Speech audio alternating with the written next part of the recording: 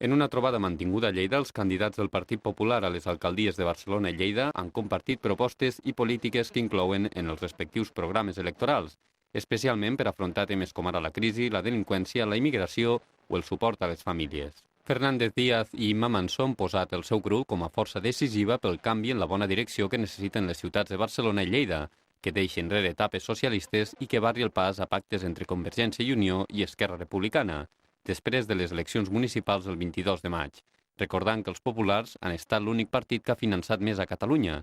Díaz ha criticat la incorporació de Joan Laporta a Esquerra Republicana, ja que considera que és una mostra del declivi dels republicans.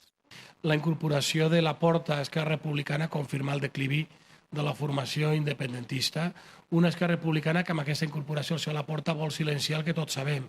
És que si al llarg dels últims anys a Barcelona hi ha hagut tripartits municipals o ha governat abans Joan Clos i ara Jordi Hereu, és perquè Esquerra ha sigut la mà dreta dels alcaldes de Barcelona al llarg dels últims anys. Per la seva banda, Imma Mansó ha explicat que la seva formació ha iniciat una ronda de trobades amb veïns de Lleida per elaborar el programa electoral amb el que el Partit Popular concorrerà a les municipals de Lleida. La gent veu el polític molt separat, el polític molt llunyà, i nosaltres volem canviar aquesta imatge, no? Per aquesta desafectació política que hi ha, que creiem que és un dels principals problemes que tenim en aquest moment, no? Aquesta falta de confiança. De moment ja s'ha reunit amb unes 200 persones de Cappont i Mangraners.